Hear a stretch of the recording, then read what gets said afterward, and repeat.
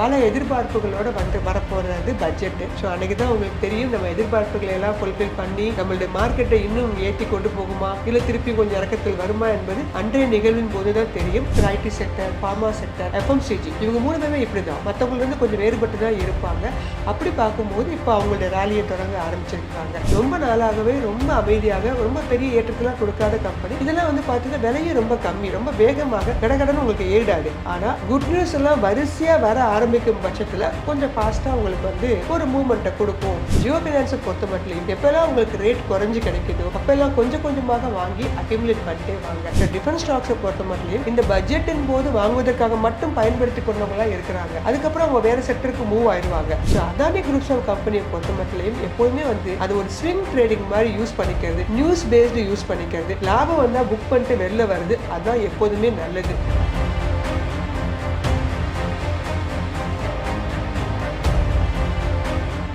SME internet வியாபாரிகளின் நண்பன். வியாபார கடனுக்கு சொத்து அடமானம் தேவையில்லை. மார்க்கெட் வட்டியில் பாதி மட்டுமே, பிடித்தமில்லாத முழு கடன் வசதி. தொடர்புக்கு 9884400634 9600522282. வெல்த் கஃபே நேயர்களுக்கு வணக்கம். பங்குச்சந்தை சம்பந்தமான நிறைய விஷயங்களை நம்ம தொடர்ந்து பார்த்துட்டு வரோம். அந்த வகையில் இன்னைக்கு கடந்த வாரம் கவனத்தை தன் பக்கம் ஈர்த்த பங்குச்சந்தை ஸ்டாக்ஸ் அதை பற்றி தான் நம்ம வந்து பேச இருக்கோம். பங்குச்சந்தை ஆலோசகர் தர்மஸ்ரீ ராஜேஸ்வரன் மேம் அவங்கள இன்வைட் பண்ணிட்டு நிகழ்ச்சிக்குள்ளே போகலாம். அதற்கு முன்பாக நேயர்கள், இந்த நிகழ்ச்சி முழுக்க முழுக்க ஒரு எஜுகேஷன் பர்பஸ்க்காக எடுக்கப்பட்ட நிகழ்ச்சி. இது ஒரு பை செல் ரெக்கமெண்டேஷன் அல்ல. வணக்கம் மேம். வணக்கம்மா மேம், எப்படி இருக்கீங்க? நல்லா இருக்கேம்மா, நீங்க எப்படி இருக்கீங்க? நல்லா இருக்கேன் மேம். இப்போ பங்குச்சந்தை கடந்த வாரம் வந்து ஒரு ஆல் டைம் ஹையை வந்து கொடுத்துருக்கு, நல்லாவே பெர்ஃபார்ம் பண்ணிட்டு இருக்கு. உங்களோட பாயிண்ட் ஆஃப் வியூவில் பங்குச்சந்தை கடந்த வாரம் எப்படி இருந்துச்சு? கடந்த வாரம் மறுபடியும் ஒரு முறை பார்த்தீங்கன்னா வரலாறு காணாத உயர்வு 24,800 அப்படிங்கிற இடத்த வந்து நிப்டி வந்து பிடிச்சிருக்கிறாங்க. தொட்டு வரும் தூரத்தில் தான் இருக்கிறாங்க, 25,000 அப்படிங்கும்போது. கடந்த வெள்ளிக்கிழமை மட்டும் பார்த்தீங்கன்னா கிட்டத்தட்ட நிப்டியில் ஒரு 250 பாயிண்ட் இறக்கத்தை கொடுத்தாங்க. பிகாஸ் ஆஃப் ப்ராஃபிட் புக்கிங் அப்படின்னு சொல்லலாம். ஏன்னா பட்ஜெட் வந்து எதிர்பார்த்து காத்துட்டு இருக்கோம். ஸோ அதன் காரணமாக கொஞ்சம் பேர் வந்து பண்ணி பார்த்தீங்கன்னா பட்ஜெட்டில் என்ன வேணால் நடக்கலாம். எலெக்ஷன் போது பார்த்தீங்கன்னா இந்த மாதிரி ஒரு பெரிய எதிர்பார்ப்பு இருந்தது. ஆனால் எலெக்ஷன் ரிசல்ட் அன்னைக்கு தான் ஒரு பெரிய ஒரு இறக்கத்தையும் சந்தித்த காரணத்தினால இப்போ மறுபடியும் பட்ஜெட் அப்படிங்கிற ஒரு விஷயம் வந்து ஒரு பெரிய தாக்கத்தை உண்டு பண்ணும். ஒன்று உங்களுக்கு அப் ட்ரெண்ட்லேயும் கொண்டு போகலாம், இல்லாட்டி டவுன் ட்ரெண்ட்லேயும் கொண்டு போயிடலாம். எதுக்கு வீண் வம்பு அப்படிங்கிறதுக்காக என்ன பண்ணிடுவாங்க, சில பேர் வந்து ப்ராஃபிட் புக்கிங் அப்படிங்கிற விஷயத்தை வந்து பண்ண ஆரம்பிச்சிருக்கிறாங்க. அதன் காரணமாக வெள்ளி என்று பார்த்தீங்கன்னா கொஞ்சம் ஒரு இறக்கத்தை கொடுத்திருந்தது. இனி வரக்கூடிய நெக்ஸ்ட் வீக் தான் ரொம்ப இம்பார்ட்டண்டான ஒரு வீக்கு. ஏன்னா வந்து பெரிய பட்ஜெட் தாக்கல் அப்படிங்கிறது நம்ம ஏற்கனவே கடந்த ஒரு மாதமாகவே பேசிட்டு இருக்கிறோம். ஸோ நிகழ்ச்சி அன்னைக்கு வந்து பார்த்தீங்கன்னா பெரும்பாலும் மார்க்கெட் வந்து ஒரு அவங்களோட நிதி ஒதுக்கீடுகள் பண்ண அதன் காரணமாக அது சம்மந்தப்பட்ட செக்டர்ஸ்லாம் கொஞ்சம் ஏற ஆரம்பிக்கும். சில இதில் பார்த்தீங்கன்னா புதுசாக ஏதாவது வந்து உங்களுக்கு வந்து வரி அதிகரிக்கலாம். இப்போ ஷேர் மார்க்கெட்டை பொறுத்த மட்டும் ஒரு பெரிய பேனிக்கோடு தான் காத்துட்டு இருக்கோம். ஏன்னா கேபிட்டல் கெயின் டேக்ஸை எங்கே வந்து ஏற்றிடுவாங்களோ அப்படிங்கிற ஒரு பயம் இருந்து கொண்டே இருக்குது. ஏன்னா வந்து பெரிய லெவலில் வந்து மார்க்கெட் வந்து அதிகமான அளவுக்கு உயர்வை கண்டிருக்குது. இது எப்படி கண்ட்ரோல் பண்ணுறது அப்படிங்கிறதுக்காக பல வகையில் பல முயற்சிகளை யோசிச்சுட்டு இருக்காங்க. அப்போ ஏன் நம்ம வந்து இப்போ நடைமுறையில் இருக்கிறது வந்து பார்த்தீங்கன்னா 10% கட்டிட்டு இருக்கோம் கேபிட்டல் கெயின் டேக்ஸ். இதை கொஞ்சம் ஏற்றலாமா அப்படிங்கிற மாதிரிலாம் கொஞ்சம் பேசிகிட்டு இருக்கிறாங்க. அதே மாதிரி செக்யூரிட்டி டிரான்சாக்ஷன் டேக்ஸ்னு ஒரு டேக்ஸ் இருக்குது. அது ஜென்ரலாக வந்து ஃபியூச்சர் அண்ட் ஆப்ஷன்ஸ் பண்ணுறவங்களுக்குலாம் அது ஒரு பெரிய விஷயமாக கருதப்படும். ஸோ இந்த இடத்துலையும் ஏதாவது ஒரு பிரச்சனை கொடுக்கலாமா? ஸோ அதனால் மார்க்கெட் வந்து டேக்ஸ் பேயர்ஸும் சரி அவங்களும் சில பல விஷயங்களை எதிர்பார்த்து காத்துட்ருக்காங்க. இப்படி பல எதிர்பார்ப்புகளோடு வரப்போகிறது பட்ஜெட்டு. ஸோ அன்றைக்கி தான் உங்களுக்கு தெரியும் நம்ம எதிர்பார்ப்புகளை எல்லாம் ஃபுல்ஃபில் பண்ணி நம்மளுடைய மார்க்கெட்டை இன்னும் ஏற்றி கொண்டு போகுமா இல்லை திருப்பி கொஞ்சம் இறக்கத்தில் வருமா என்பது அன்றைய நிகழ்வின் போது தான் தெரியும். பெரும்பாலும் இந்த பட்ஜெட் வந்து பெரிய ஒரு இறக்கத்தை கொடுக்காது அப்படிங்கிறது என்னுடைய எதிர்பார்ப்பு. மேம், இப்போது நான் இன்ட்ரோவில் சொன்ன மாதிரி போன வாரம் வந்து கவனத்தை தன் பக்கம் ஈர்த்த பங்குச்சந்தை ஸ்டார்ஸ், இதை ஸ்டார்ஸ்னே அப்படின்னு சொல்லலாம்னு நினைக்கிறேன். அந்த மாதிரி சில ஸ்டாக்ஸ் வந்து நான் வந்து எடுத்து வச்சிருக்கேன். ஃபர்ஸ்ட் நிறுவனம் அப்படின்னு பார்த்தோம்னா இன்ஃபோசிஸ். ஸோ Q1 ரிசல்ட்ஸ் அவங்களுக்கு வந்து வெளியாகி இருக்கு. எதிர்பார்த்ததை விடவே நல்ல பெர்ஃபார்மன்ஸ் வந்து கொடுத்துருக்காங்க. ஸோ Q1 ரிசல்ட்ஸ் வந்த அப்புறம் அவங்களோட ஒரு மூமெண்ட் அப்படின்னு பார்த்தீங்கன்னா கொஞ்சம் ஏற்றமாக தான் இருக்கு. ஸோ இதை வந்து அவங்க தக்க வச்சுப்பாங்களா? இனி வரும் காலம் எப்படி இருக்கும்? ஜென்ரலாகவே கடந்த ஒரு வருடமாகவே பார்த்தீங்கன்னா எல்லா செக்டருமே நல்லா தான் ஏறிட்டு இருந்தாங்க. ஆனால் இந்த ஐடி செக்டர் மட்டும் பார்த்தீங்கன்னா கொஞ்சம் இறக்கத்தில் தான் இருந்தது. எதிர்பார்த்ததை விட வந்து பார்த்தீங்கன்னா விப்ரோவும் இன்ஃபோசிஸும் பார்த்தீங்கன்னா ரொம்ப அதிகமாகவே இறங்குனாங்க. டிசிஎஸ் அந்த இடத்துல அவங்க மெயின்டைன் பண்ணிட்டு இருந்தாங்க. ஆனால் இப்போ தான் அவங்க மறுபடியும் என்ன பண்ணியிருக்காங்க, மற்றவங்கெல்லாம் வந்து நல்ல ரேலியை தொடங்குனாங்கன்னா இவங்க அமைதியாக இருப்பாங்க, மற்றவங்களாம் தங்கள் ரேலியை குறைச்சிட்டாங்கன்னா இவங்க ஏற வைப்பாங்க. இதுதான் ஜென்ரலாக நடக்கக்கூடியது. இந்த sector, IT sector, pharma sector, FMCG, இவங்க 3 பேருமே இப்படி தான், மற்றவங்களிருந்து கொஞ்சம் வேறுபட்டு தான் இருப்பாங்க. அப்படி பார்க்கும்போது இப்போ அவங்களுடைய ரேலியை தொடங்க ஆரம்பிச்சிருக்கிறாங்க. ஸோ ஐடி செக்டரை பொறுத்த மட்டும் இரண்டாவது ஒரு நல்ல ஒரு பெரிய கம்பெனியாக இன்ஃபோசிஸ் எப்போதுமே கருதப்படுது. இவங்க வந்து பார்த்தீங்கன்னா ஒரு பெரிய டீலை வின் பண்ணியிருக்காங்க. கிட்டத்தட்ட ஒரு $4.1 பில்லியன் வந்து வின் பண்ணதாக தகவலும் சேர்ந்து வந்திருக்குது. அது இல்லாமல் உங்கள் ரிசல்ட் நல்லாவே கொடுத்துருக்காங்க. ஒரு 5.1% அதிகரித்து 6,248 கோடி கொடுத்துருக்காங்க. அதே மாதிரி ரெவென்யூவும் அதிகரித்து 38,850 கோடி கொடுத்துருக்காங்க. ஸோ அதன் காரணமாக உங்களுக்கு வந்து இன்ஃபோசிஸ் வந்து ரொம்ப நாளாகவே கொஞ்சம் இறக்கத்தில் தான் இருந்தது. இப்போ தான் வந்து மறுபடியும் வந்து அவங்களோட ரேலியை தொடங்கியிருக்காங்க. இருந்தபோது அதே மாதிரி பார்த்தீங்கன்னா இதுக்கு மெயின் காரணமாக சொல்கிறது வந்து இவங்களுடைய பிஸ்னஸ் பெரும்பாலும் ஃபாரின் கண்ட்ரீஸில் தான் இருக்குது. முக்கியமாக எஸ்பெஷலி வந்து பார்த்தீங்கன்னா America and Europe countries. So அங்கே எடுக்கக்கூடிய பாலிசி முடிவுகள் இந்த கம்பெனிகளை எப்போதுமே பாதிக்கும். இப்போ சமீப காலமாக இந்த ரேட் கட்னு சொல்லக்கூடிய ஃபெடரேஷன் ரேட் கட் வந்து கொஞ்சம் தள்ளி போயிட்டே இருக்குது. அங்கே வந்து அதிகமான அளவுக்கு டெக்கி ஷேர்ஸ்னு சொல்லுவோம், இந்த டெக்னாலஜி ஷேர்ஸை நிறைய வாங்க ஆரம்பிச்சிருக்காங்க. அமெரிக்கன் டெபாசிட்டரி ரெசிப்ட்னு சொல்லுவோம், அது இன்ஃபோசிஸ் அங்கே அதிகமாக வாங்கப்பட்டிருக்கு. ஸோ அதன் காரணமாக அதன் தாக்கம் தான் இங்கேயும் வந்து உங்களுக்கு இன்ஃபோசிஸ் ஏறிட்டு இருக்கு.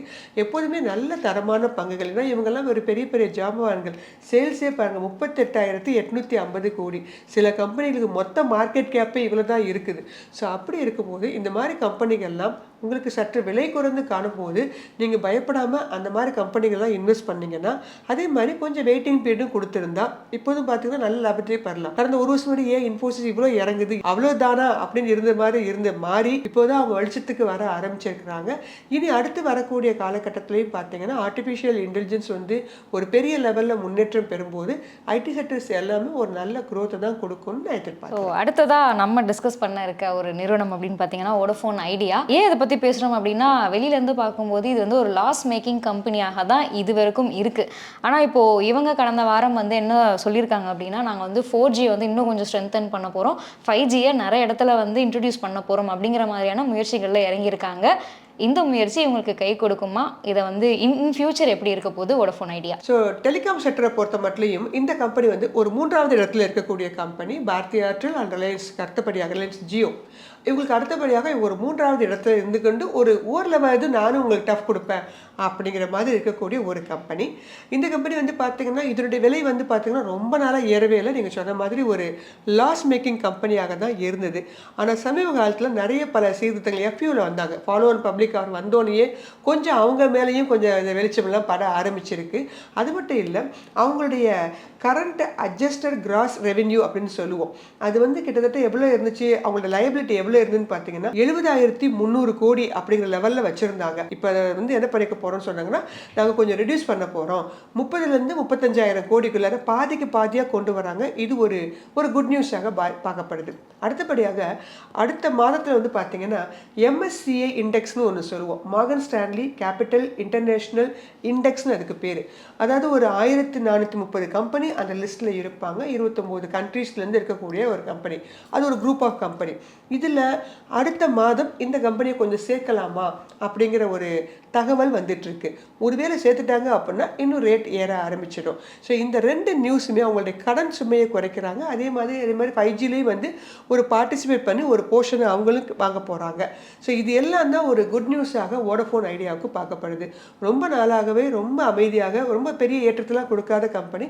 இதெல்லாம் வந்து பார்த்தீங்கன்னா விலையும் ரொம்ப கம்மி, ரொம்ப வேகமாக கடகடன்னு உங்களுக்கு ஏறிடாது. ஆனால் குட் நியூஸ் எல்லாம் வரிசையாக வர ஆரம்பிக்கும் பட்சத்தில் கொஞ்சம் ஃபாஸ்ட்டாக உங்களுக்கு வந்து ஒரு மூமெண்ட்டை கொடுக்கும் அப்படின்னு எதிர்பார்க்கலாம். ஸோ அடுத்த ஸ்டார் அப்படின்னு பார்த்தீங்கன்னா ரிலையன்ஸ் இண்டஸ்ட்ரீஸ். Q1 ரிசல்ட்டுக்காக வெயிட் பண்ணிருக்கோம். பட் எல்லா பக்கம் இருந்தும் என்ன சொல்கிறாங்க அப்படின்னா, இவங்க வந்து ஒரு நல்ல ப்ராஃபிட்டை கொடுப்பாங்க அப்படின்னே வந்து நம்பப்படுது.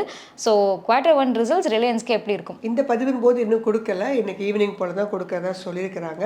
ரிலையன்ஸை பொறுத்த மட்டும் அவங்க 2-3 போர்ஷன் வச்சிருக்கிறாங்க மேஜராக. டெலிகாம் செக்டர்லேயும் அவங்களுடைய ரெவென்யூ எவ்வளோ வருது அப்படிங்கிறத பார்ப்பாங்க. ரீட்டைல் செக்ஷன்லேயும் இருக்கிறாங்க. அதே மாதிரி ஆயில் டு கெமிக்கல் செக்ஷன்லேயும் இருக்கிறாங்க. இதில் அவங்களுக்கு வந்து நல்ல ரெவென்யூ இந்த முறை எதில் காட்ட போகிறாங்கன்னு கேட்டிங்கன்னா டெலிகாம் ஆப்வியஸ்லி.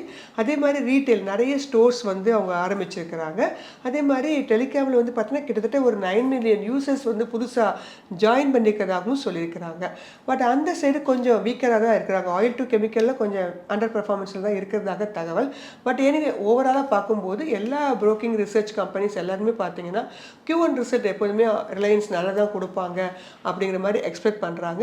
ஸோ வந்துடும், இன்னும் ஈவினிங் வந்துடும். நம்ம அடுத்த வாரங்கள் அதை பற்றி டிஸ்கஸ் கண்டிப்பாக பேசலாம். அடுத்த ஸ்டார் அப்படின்னு பார்த்தோம்னா ஜியோ ஃபினான்ஸ். ஜியோ ஃபினான்ஸை ஏன் முக்கியமாக எடுத்திருக்கோம் அப்படின்னா அவங்களோட Q1 ரிசல்ட்ஸில் என்ன சொல்லியிருக்காங்கன்னா 6% வந்து நெட் ப்ராஃபிட் வந்து இயர் ஆன் இயரில் கம்மியாகியிருக்கு. ஸோ பொதுவாக வந்து ஒரு ஃபினான்ஷியல் இண்டஸ்ட்ரி அப்படின்னாலே அது வந்து ஒரு நல்ல பர்ஃபார்மன்ஸை கொடுக்கும் அப்படிங்கிற ஒரு எதிர்பார்ப்பு இருக்குது. அதுவும் ரிலையன்ஸ் ஜியோ அப்படின்னு சொல்லும்போது அது மேலே இன்னுமே எதிர்பார்ப்பு இருக்கும் மேம். பட் இவங்க என்ன சொல்லியிருக்காங்க அப்படின்னா ஃபால் இன் இன்ட்ரெஸ்ட் இன்கம், அதனாலையும் அவங்களோட ஆப்ரேட்டிங் எக்ஸ்பென்சஸ் வந்து கொஞ்சம் அதிகமாக இருக்குது, அதனால் வந்து இந்த ஃபால் ஆகியிருக்கு அப்படின்னு சொல்கிறாங்க. ஸோ இதை வந்து எப்படி பார்க்கலாம், இந்த ஃபினான்ஷியல் இண்டஸ்ட்ரியோட க்ரோத் எப்படி இருக்கும்? ஜியோ ஃபினான்ஸ் வந்து பார்த்தீங்கன்னா ஏற்கனவே நீங்கள் சொன்ன மாதிரி ரிலையன்ஸ்லேருந்து வந்த ஒரு கம்பெனி. ஸோ ரிலையன்ஸ் இவங்க ஒரு பெரிய பேக் போன் சப்போர்ட்டாக இருக்கிறாங்க. ஸோ தற்போது வந்து பார்த்திங்கன்னா அவங்கள்ட்ட விலை வந்து சற்று குறைந்து காணப்படுது. கிட்டத்தட்ட ஒரு 380 ரூபா வரைக்கும் போன கம்பெனி இப்போது 330 அப்படிங்கிற இடத்துல வந்து ட்ரேட் ஆகிட்டு இருக்கு. இதில் வந்து ரீசெண்டாக வந்த ஒரு நியூஸ் என்ன அப்படின்னு கேட்டிங்கன்னா ஜியோ ஃபினான்ஸ் வந்து ஆர்பிஐ கிட்ட ஒரு அப்ரூவல் கேட்டிருக்காங்க. என்ன கேட்டிருக்காங்கன்னா ஆக்சுவலாக ஜியோ ஃபினான்ஸ் ஒரு நான் பேங்கிங் ஃபினான்ஸ் கம்பெனி. இவங்க என்ன கேட்டிருக்காங்கன்னா ஒரு அப்ரூவல் கேட்டிருக்காங்க ஆர்பிஐட்டேருந்து. நாங்கள் வந்து ஒரு கோர் இன்வெஸ்ட்மெண்ட் கம்பெனியாக நாங்கள் வந்து மாற போகிறோம் அப்படின்னு சொல்லியிருக்கிறாங்க. இது என்ன அப்படின்னு கேட்டிங்கன்னா கோர் இன்வெஸ்ட்மெண்ட் கம்பெனினா அவங்களுடைய அசெட் சைஸ் எப்போ 100 கோடிக்கு மேலே வந்துருச்சோ அப்போ அது கோர் இன்வெஸ்ட்மெண்ட் கம்பெனியாக மாறிடும். ஸோ அதன் காரணமாக ஜியோ ஃபினான்ஸ் வந்து இந்த டிமெர்ஜர்லாம் ரிலையன்ஸ் பண்ண காரணத்தினால அவங்க ஷேர் ஹோல்டிங் பேட்டர்ன்லாம் மாறின காரணத்தினால இப்போது அந்த கேட்டகரி கீழே வந்திருக்கு. ஒருவேளை இந்த கோர் இன்வெஸ்ட்மெண்ட் கம்பெனி அப்படிங்கிற மாதிரி அப்ரூவல் கிடச்சிருச்சு அப்படின்னா அவங்க இன்னும் அவங்களுடைய பெட்டர் பெர்ஃபார்மன்ஸ் வந்து கொடுக்க ஆரம்பிப்பாங்க. அவங்க வந்து இந்த மாதிரி கோர் இன்வெஸ்ட்மெண்ட் கம்பெனியாக மாறும்போது இந்த மாதிரி ரிலையன்ஸோடைய மற்ற பிஸ்னஸுக்கெல்லாம் இவங்க என்ன பண்ண ஆரம்பிப்பாங்க, ஃபினான்ஸ் பண்ண ஆரம்பிப்பாங்க. இப்போ ஒரு நான் பேங்கிங் ஃபினான்ஸ் கம்பெனியாக இருக்கும்போது ரீட்டைலரை பெரும்பாலும் நம்பி இருக்க வேண்டிய ஒரு சூழ்நிலை. ஆனால் கோர் இன்வெஸ்ட்மெண்ட் கம்பெனியாக மாறும்போது இவங்க என்ன பண்ணுவாங்க, பெரிய பெரிய கம்பெனிகளுக்கு ஃபினான்ஸ் பண்ணக்கூடிய நிறுவனமாக மாறும். எஸ்பெஷலி ரிலையன்ஸில் இருக்கக்கூடிய கம்பெனிக்கு தான் மெயினாக கொண்டது அதுக்கு தான். ஸோ அப்படி இருக்கும்போது ரிலையன்ஸ் வளரும்போது ஆட்டோமேட்டிக்காக ஜியோ ஃபினான்ஸும் வளர்வதற்கான வாய்ப்புகள் உண்டு. அதனால் நேயர்கள் ஜியோ ஃபினான்ஸை பொறுத்த மட்டும் எப்போல்லாம் உங்களுக்கு ரேட் குறைஞ்சி கிடைக்குதோ அப்போல்லாம் கொஞ்சம் கொஞ்சமாக வாங்கி அக்யூமுலேட் பண்ணிட்டே வாங்க. அது வந்து ஒரு லாங் டேர்ம், ஒரு 5 வருஷம் 10 வருஷம் நீங்கள் அமைதியாக காத்திருந்தீங்கன்னா ஒரு நல்ல ஒரு தரமான ரிட்டர்ன்ஸை வந்து கொடுக்கும் அப்படின்னு நான் எதிர்பார்க்குறேன். மேம் அடுத்ததாக வந்து டாடா பவர் பற்றி டிஸ்கஸ் பண்ணலாம். இதை டிஸ்கஸ் பண்ணுறதுக்கும் முக்கியமான காரணம் அவங்க ஒரு ஸ்டேட்மெண்ட் வந்து கொடுத்துருக்காங்க. ஃபினான்ஷியல் இயர் 25ல் 20,000 கோடி இன்வெஸ்ட்மெண்ட் வந்து அவங்க வந்து பண்ண போகிறதா சொல்லியிருக்காங்க ரினியூவபிள் எனர்ஜியை எக்ஸ்பேண்ட் பண்ணுறதுக்காக. ஸோ இந்த 20,000 கோடி இன்வெஸ்ட்மெண்ட் அப்படிங்கிறது இந்த ஒரு நிறுவனத்துக்கு எந்த அளவுக்கு பக்கபலமாக இருக்கும்? நமக்கு அடுத்து வரக்கூடிய பட்ஜெட்லேயும் சரி அடுத்து வரக்கூடிய 2-3 வருடங்களையும் சரி ரினியூவபிள் எனர்ஜி அப்படிங்கிறது ஒரு பெரிய ஒரு பூம் செக்டராக இருக்கும் அப்படின்னு எதிர்பார்க்குறேன். அதுக்கு ஒரு முத்தாய்ப்பாக அமையிறது தான் இப்போ நீங்கள் சொன்ன இந்த நியூஸு. இவங்க வந்து ஒரு 20,000 கோடியை வந்து இவங்களுடைய கேபிட்டல் எக்ஸ்பெண்டிச்சராக 2025க்குள்ளே இன்வெஸ்ட் பண்ண போகிறாங்க. எதில் அப்படின்னு கேட்டிங்கன்னா அக்ரெசிவாக எது பண்ண போகிறாங்கன்னு கேட்டிங்கன்னா ரூஃப் டாப் சோலார் ப்ராஜெக்ட்ஸில் பண்ண போகிறாங்க. அதுவும் எஸ்பெஷலி கவர்மெண்ட் பில்டிங்ஸுக்கு. ஏன்னா அதை முன்மாதிரியாக காமிச்சாதான் அவங்க அடுத்து என்ன பண்ண முடியும், அடுத்து ப்ரைவேட்டுக்கிட்டையும் பப்ளிக் நம்மக்கிட்டையும் வர முடியும். அதனால் பெரிய பெரிய பில்டிங்ஸில் தான் இவங்க முதல்ல அந்த ப்ராஜெக்டை வந்து பண்ண போகிறாங்க. மெயினாக வந்து பார்த்திங்கன்னா கிட்டத்தட்ட வந்து இந்த கம்பெனி வந்து ஒரு 15 ஜிகாவாட்ஸ் க்ளீன் எனர்ஜி போர்ட்ஃபோலியோ வந்து ரெடி பண்ண போகிறாங்க அடுத்த 5 வருஷத்துக்குள்ளே. ஸோ அக்ரெசிவாக இவங்க தயாரிக்க போகிற ரூஃப் டாப் சோலார் ப்ராஜெக்ட்ஸ் தான் மெயினாக முக்கியமான காரணம். அது மட்டும் கிடையாது, இவங்க ஒரு எம்ஓஏ போட்டிருக்காங்க யாரு கூடனா NHPCயோட. இன்னொரு அவங்களோட சேர்ந்து பண்ணி இந்த மாதிரி ரூஃப் டாப் சோலார் ப்ராஜெக்ட்ஸ்லாம் நம்ம பண்ணணும் அப்படிங்கிற மாதிரி இவங்களோட எய்ம். ஸோ டாடா பவர் அப்படிங்கிறது வந்து பார்த்திங்கன்னா ஜென்ரலாக எலக்ட்ரிசிட்டிக்கு மட்டும் ஃபோக்கஸ் பண்ணாமல் இப்போ ரீசெண்டாக ஏன்னா அவங்களோட எலக்ட்ரிக் வெஹிக்கிள்ஸ் இதெல்லாம் நிறைய இருக்குது. ஸோ அப்படி வரும்போது அடுத்து ஒரு டைவர்சிஃபைடாக ரினியூவபிள் எனர்ஜி சைடு ரொம்ப ஃபோக்கஸ் பண்ணுறாங்க. ஸோ அதன் காரணமாக அடுத்தடுத்து கவர்மெண்ட்டுடைய சப்போர்ட் எல்லாம் கிடைக்கும் பட்சத்தில் டாடா பவருக்கு ஒரு நல்ல பிரைட்டான ஒரு ஃபியூச்சர் கண்டிப்பாக இருக்கும். மேம் அடுத்ததாக வந்து உங்களுக்கு பிடித்த ஒரு ஆர்டிக்கிள் ரிலேட்டடாக நான் வந்து எடுத்துகிட்டு வந்திருக்கேன். ஸோ டிஃபென்ஸ் செக்டார் ரிலேட்டடான ஒரு விஷயம். ஏன்னா மேம் வந்து தொடர்ந்து டிஃபென்ஸ் செக்டார் பற்றி நீங்கள் நிறைய இன்ஃபர்மேஷன் வந்து கொடுத்துருக்கீங்க. இந்த ஆர்டிக்கிளில் சொல்லியிருக்கிறது என்ன அப்படின்னு பார்த்தீங்கன்னா ஃபினான்ஷியல் இயர் 2013-14 நம்ம டிஃபென்ஸோட எக்ஸ்போர்ட் வந்து 686 கோடியாக இருந்திருக்கு. அதுவே ஃபினான்ஷியல் இயர் 2023-24 21,083 கோடியாக ஆகியிருக்கு. கிட்டத்தட்ட 30 மடங்கு வந்து இன்க்ரீஸ் ஆகியிருக்கு எக்ஸ்போர்ட் அப்படின்னு சொல்கிறாங்க. நம்ம வந்து 85 கண்ட்ரீஸ்க்கு நம்ம இந்தியாவிலேருந்து டிஃபென்ஸ் ரிலேட்டடான எக்ஸ்போர்ட்ஸ் வந்து நடந்துட்டு இருக்கு மேம். இன்னொரு பக்கம் நிஃப்டி இந்தியா டிஃபென்ஸ் இண்டெக்ஸ் வந்து போன வருஷத்தை கம்பேர் பண்ணும்போது 179.3% வந்து இன்க்ரீஸ் ஆகியிருக்கு. ஸோ யூஎஸ் கம்பெனிஸை கம்பேர் பண்ணும்போது இந்தியன் கம்பெனிஸ் வந்து நல்லாவே ப்ராஃபிட் மேக் பண்ணிட்டு இருக்காங்க அப்படின்னு சொல்கிறாங்க. இப்போ பட்ஜெட்டும் நம்ம வந்து எதிர்நோக்கி இருக்கோம். கண்டிப்பாக டிஃபென்ஸ் செக்டாருக்கு ஒரு முக்கியத்துவம் கொடுப்பாங்க அப்படின்னு எதிர்பார்க்கப்படுது. ஸோ இன் ஃபியூச்சர் எப்படி இருக்க போகுது டிஃபென்ஸ் செக்டாருக்கு? டிஃபென்ஸ் செக்டார் நீங்கள் சொன்ன விஷயங்கள் எல்லாமே உண்மையானதாமா. அதை விட மிக முக்கியமானது நம்ம அடுத்து 2028-29 கிட்டத்தட்ட 50,000 கோடி வந்து டிஃபென்ஸ் ப்ராடக்ட்ஸை வந்து நம்ம வந்து எக்ஸ்போர்ட் பண்ண போகிறோம்னு ஒரு தகவல் வந்தது. அது அன்னைக்கு தான் பயங்கரமாக வந்து எல்லா ஷேர்ஸுமே டிஃபென்ஸ் செக்டர்ஸ் எல்லாமே ஏற ஆரம்பிச்சிச்சு. ஸோ டிஃபென்ஸ் செக்டர்ஸ் அப்படிங்கிறது வந்து பார்த்திங்கன்னா எப்போதுமே பட்ஜெட்டும் போதும் மட்டுமல்ல எல்லா நேரங்களிலுமே மிகவும் முக்கியத்துவம் வாய்ந்த ஒரு துறையாக கருதப்படுது.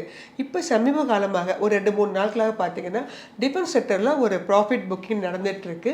இதெல்லாம் ஒரு தற்காலிகமானது தான். ஏன்னா டிஃபென்ஸ் செக்டரை பொறுத்த மட்டும் பார்த்தீங்க அப்படின்னா கவர்மெண்ட் வந்து ஒரு 2 டிஃபென்ஸ் காரியாடர்ஸ் ஆரம்பிக்கிறதுக்காக ஒரு பிளான் வச்சுருக்கிறாங்க. அதே மாதிரி 74% ஃபாரின் டைரக்ட் இன்வெஸ்ட்மெண்ட் வந்து அலோவ் பண்ணியிருக்கிறாங்க. அதே மாதிரி ப்ராடக்ட் லிங்க்டு இன்சென்டிவ் ஸ்கீம்ஸு அந்த மாதிரி ஸ்கீம்ஸ்லாம் வந்து இந்த பட்ஜெட்டில் வந்து நிறைய வந்து அனௌன்ஸ்மெண்ட் பண்ண போகிறதாக சொல்கிறாங்க. இது எல்லாமே வந்து பார்த்திங்கன்னா ஒரு டிஃபென்ஸ் ஸ்டாக்ஸை பொறுத்த மட்டும் ஒரு பாசிட்டிவான விஷயங்கள் தான் ஏற்கனவே. ஸோ அதன் காரணமாக இப்போ ரீசெண்டாக இருக்கக்கூடிய ஹிந்துஸ்தான் ஏரோநாட்டிக்ஸ் ஆகட்டும், Bharat electronics, Paras defence, data patterns, இந்த மாதிரி டிஃபென்ஸ் செக்டர்ஸ் எல்லாமே கணிசமாக உங்களுக்கு ரேட் குறைஞ்சிருக்கு அப்படிங்கிறத நீங்கள் கவலைப்பட வேண்டியதில்லை. நம்மளுடைய ப்ராஃபிட்டில் ஒரு சிறிதளவு குறைஞ்சிருக்கு, அவ்வளோதானே தவிர அடுத்தபடியாக இந்த பட்ஜெட்டில் அவங்க எவ்வளோ நிதி ஒதுக்கீடுகள் பண்ணுறாங்க, எந்த மாதிரி ஒரு புது ஸ்கீம்ஸ் எல்லாம் வந்து ஆர்டர் கிடைக்க போகுது அப்படிங்கிறத வைத்து தான் இனி அடுத்து ஒரு புதிய உச்சத்தை வந்து இந்த டிஃபென்ஸ் ஸ்டாக்ஸ்லாம் கொடுக்கும். ஸோ அதனால் டிஃபென்ஸ் ஸ்டாக் வச்சுருக்கவங்க இதை பற்றிலாம் எதுவும் நீங்கள் கவலைப்பட வேண்டாம். இறக்கத்தின் போது அதை வாங்குவதற்கான ஒரு வாய்ப்பாக பயன்படுத்தி கொள்ளுங்கள். ஏறும்போது உங்களால் முடிஞ்ச ஏற்கனவே சொல்கிறது தான், நல்ல பீக்கில் வந்துருச்சா, ஆல் டைம் பீக்கா, கொஞ்சம் ஷேரை மட்டும் நீங்கள் வித்தரலாம். மொத்தமாக 10 ஷேர் வச்சுருக்கீங்களா, 10ஐயும் கொடுத்துடாமல் ஒரு 2 ஷேர் புக் பண்ணியிருந்தோன்னு வச்சுக்கோங்களேன். இப்போ மறுபடியும் இறங்குது 5300 5400 வரைக்கும் போன ஷேர்ஸு இப்போ 4800 வருதுன்னா நம்ம ஏற்கனவே வித்துட்டோமே, திருப்பி அதே ஷேர் என்ன பண்ணலாம், 2 ஷேரை வாங்கலாம். ஸோ அதனால் லாங் டேர்ம்னு வர்றவங்க அவங்க வேறு கேட்டகரி, ஸ்விங் ட்ரேடிங் பண்ணுறவங்க அவங்க வேறு கேட்டகரி. ஸோ டிஃபென்ஸ் ஸ்டாக்ஸை பொறுத்த மட்டும் இந்த பட்ஜெட்டின் போது வாங்குவதற்காக மட்டும் பயன்படுத்தி கொண்டவங்களாம் இருக்கிறாங்க. அதுக்கப்புறம் அவங்க வேறு செக்டருக்கு மூவ் ஆயிடுவாங்க. அதன் காரணமாகத்தான் இந்த மாதிரி ஒரு ப்ராஃபிட் புக்கிங் நடந்துகிட்ருக்கு. ஆனால் கவர்மெண்ட்டோட பங்களிப்பு அவங்களுடைய பார்வை அதிகமாக படும் பட்சத்தில் இந்த டிஃபென்ஸ் ஸ்டாக்ஸுக்கு எப்போதுமே வந்து பார்த்திங்கன்னா ஏற்றம் என்பது கண்டிப்பாக இருக்கும். நேரில் அதுக்காக ரொம்ப பேனிக் ஆக வேண்டிய அவசியம் இருக்காது. மேம் இப்போ நம்ம வந்து ஒரு ஐடி செக்டாரில் ஒரு ஸ்டார் பார்த்துட்டோம், அதே மாதிரி ரிலையன்ஸ் ஒரு பெரிய ஸ்டார் அவங்கள பார்த்துட்டோம். அதுக்கு அடுத்தபடியாக நம்ம பார்க்க இருக்கிற வரிசையில் பார்த்தீங்கன்னா அதானி, அவங்களும் வந்து நிச்சயமாக ஒரு ஸ்டார் தான். ஒரு நியூஸ் வந்திருக்கு என்ன அப்படின்னா அதானி வந்து 23,000 கோடியை வந்து அவரோட கம்பெனிலே இன்வெஸ்ட் பண்ணியிருக்கிறதா ஒரு நியூஸ் வந்திருக்கு. அதை பற்றி சொல்லுங்கள். அதானி குரூப்ஸ் ஆஃப் கம்பெனியில் எப்போதுமே ஜென்ரலாக பார்த்தீங்கன்னு வச்சுக்கோங்களேன், ப்ரமோட்டர் ஹோல்டிங் அதிகமாக தான் இருக்கும். ப்ரமோட்டர் ஹோல்டிங் ஜென்ரலாக வந்து கவர்மெண்ட் செபியில் கொடுத்துருக்க ரூல்ஸு கண்டிப்பாக ஒரு 50% வைத்திருப்பது நல்லது. சில கம்பெனிகள் கம்மியாகவும் இருக்கிறாங்க, ஆனால் பெரும்பாலான கம்பெனிகள் அந்த 50 தொட்டுட்டு தான் இருப்பாங்க. ஆனால் இவருடைய கம்பெனிகள் நீங்கள் எடுத்து ப்ரமோட்டர் ஹோல்டிங் பார்த்தீங்கன்னா 70, 72, சிலதெல்லாம் 80 போயிருக்கு. ஸோ அப்படி இருக்கும்போது இவர் தன்னுடைய ப்ரமோட்டர் ஹோல்டிங்கில் இன்க்ரீஸ் பண்ணுறது வந்து ஒரு பெரிய ஆச்சரியம் இல்லை. ஆனால் ரீசெண்டாக பார்த்தீங்கன்னா 5 கம்பெனிகள் தான் பண்ணியிருக்காரு. இவருடைய லிஸ்டட் கம்பெனிஸ் நிறைய இருக்குது. வில்மர், போர்ட்ரு அந்த சைடெலாம் வரவே இல்லை, ஏன்னு தெரில. ஆனால் இவர் பண்ணியிருக்கிறது வந்து Adani energy solution, Adani enterprises, Adani power, அதுக்கப்புறமாக Adani green energy, Ambuja cement அப்படிங்கிற ஒரு கம்பெனிலையும் இவர் தன்னுடைய பங்களிப்பை வந்து அதிகமாக கொடுத்துருக்காரு. ஸோ இது வந்து எந்த மாதிரி ஒரு இம்பேக்டை கொடுக்கும், அவருடைய ஓன் கம்பெனியில் இன்வெஸ்ட் பண்ணுறதுங்கிறது எப்போதும் ரெகுலராக நடக்கிறது. அவருடைய இன்ஃப்ராஸ்ட்ரக்சரை கொஞ்சம் இம்ப்ரூவ் பண்ணிக்கிறதுக்கெல்லாம் இது உதவியாக இருக்கும். ஸோ அதன் காரணமாக இந்த ஷேர்ஸ் ஏறுமா அப்படிங்கிறது உறுதியாக சொல்ல முடியாது. ஏன்னு கேட்டிங்கன்னா இன்னொரு விஷயம், இவர் இந்த சைடு பணத்தை உள்ளே இறக்குற மாதிரி அந்த சைடு ஃபாரின் இன்ஸ்டிடியூஷனல் இன்வெஸ்டர் கொஞ்சம் கொஞ்சமாக அவருடைய கம்பெனியை விட்டு வெளில போய் போயிட்டே இருக்கிறாங்க. இந்த சொன்ன எல்லா கம்பெனில இருந்துமே கணிசமான அளவுக்கு ஃபாரின் இன்ஸ்டிடியூஷனல் இன்வெஸ்டர்ஸ் தங்களுடைய பங்களிப்பை குறைக்க ஆரம்பிச்சிருக்காங்க. அது கொஞ்சம் யோசிக்க வேண்டிய விஷயம். ஸோ அதானி குரூப்ஸ் ஆஃப் கம்பெனியை பொறுத்த மட்டும் எப்போதுமே வந்து அது ஒரு ஸ்விங் ட்ரேடிங் மாதிரி யூஸ் பண்ணிக்கிறது, நியூஸ் பேஸ்டு யூஸ் பண்ணிக்கிறது, லாபம் வந்தால் புக் பண்ணிட்டு வெளில வருது, அதுதான் எப்போதுமே நல்லது. அதை வந்து ஒரு நீண்டகால அடிப்படையில் ஒரு பரிந்துரை செய்வதற்கான ஒரு நல்ல ஒரு ஃபண்டமெண்டலி ஸ்ட்ராங்கான கம்பெனி அப்படிங்கிற மாதிரி சொல்ல முடியாது. ஏன்னா நான் ஒரு டேட்டா பேஸ்டு பண்ணக்கூடிய ஒரு ஆள். அந்த டேட்டாவை எடுத்து பார்க்கும்போது எல்லா இடங்கள்லையுமே முரண்பாடுகள் இருக்கும். பிஇ ரேஷன் ஒன்று பார்ப்போம், அதே மாதிரி இபிஎஸ்ன்னு ஒன்று பார்ப்போம். எல்லாமே பார்த்தீங்கன்னா செக்டர் பிஇக்கும் அவருடைய கம்பெனி பிஇ ரேஷியோக்கும் எங்கேயோ டிஃப்ரென்ஸ் இருக்கும். ஸோ அதை வச்சு பார்க்கும்போது அவங்களுடைய ப்ராஃபிட்லாம் பார்த்தீங்கன்னா எங்கெங்கேயோ கண்ணா பின்னான்னு இருக்கும். ஸோ அதனால் இந்த கம்பெனியில் பொறுத்த மட்டும் ஒன்று டெய்லி ட்ரேடிங் மாதிரி இல்லையா, ஒரு வாங்கி வச்சு ஒரு மாதத்துக்குள்ள ஷார்ட் செல்லிங், இதுக்கெல்லாமே உபயோகப்படுத்தக்கூடிய ஒரு கம்பெனியாக பெரிய டாப் ஸ்டார்ஸ் தான் இருந்த போதிலும் டாடா குரூப்ஸு அண்ட் அதே மாதிரி வந்து ரிலையன்ஸு அவங்களுக்கெல்லாம் கொடுக்குற அளவுக்கு ஒரு லாங் டேர்ம் இம்பார்ட்டன்ஸை எப்போதுமே அதானிக்கு கொடுக்க நான் மாட்டேன். சரி, அது காரணம் இதுதான். திடீர்னு ப்ரமோட்டர் உள்ளே வர்றது, திடீர்னு வெளில போகிறது, இதெல்லாம் வந்து அஸ் ஏ ரீட்டெய்லர் நமக்கு வந்து ஒரு சாதகமான விஷயம் அப்படின்னு நம்ம கன்சிடர் பண்ண முடியாது. அஸ் ஏ நியூஸ் இது வந்து ஒரு ஸ்விங் ட்ரேடிங் பண்ணுறவங்களுக்கு இது ஒரு நல்ல நியூஸாக இருக்குமா. மேம், இப்போது இந்த வாரம் வந்து பங்குச்சந்தையில் கவனத்தை தன் பக்கம் ஈர்த்த சில பங்குச்சந்தை ஸ்டார்ஸை பற்றி நம்ம வந்து பார்த்தோம். அடுத்த வாரம் வந்து ரொம்பவே முக்கியமான வாரம், பட்ஜெட்டுக்கு அப்புறம் வந்து வரப்போகிற வாரம். ஸோ அடுத்த வாரம் வேறு சில ஸ்டார்ஸ் பற்றி நம்ம பேசலாம். இன்னைக்கு நிகழ்ச்சியில் கலந்துக்கிட்டதுக்கு ரொம்ப நன்றி மேம். நன்றிமா. நேர்களே, இன்னைக்கு நம்ம பங்குச்சந்தையில் முக்கியமான நிறைய விஷயங்களை நம்ம பார்த்துருந்தோம். இது ரிலேட்டடாக உங்களுக்கு ஏதாவது டவுட்ஸ் இருக்குது அப்படின்னா கமெண்ட்டில் சொல்லுங்கள். வேறு எந்தெந்த ஸ்டாக்ஸ் பற்றி நீங்கள் தெரிஞ்சுக்கணும்னு நினைக்கிறீங்க கமெண்ட்டில் பண்ணுங்கள். வரும் வாரங்களில் தொடர்ந்து டிஸ்கஸ் பண்ணலாம். நன்றி. இந்த வீடியோ உங்களுக்கு பிடிச்சிருந்தா லைக் பண்ணுங்கள், ஷேர் பண்ணுங்கள், கமெண்ட் பண்ணுங்கள். மறக்காமல் வெல்த் கஃபே தமிழ் சேனலில் சப்ஸ்கிரைப் பண்ணிவிட்டு பெல் பட்டனை கிளிக் பண்ணுங்கள்.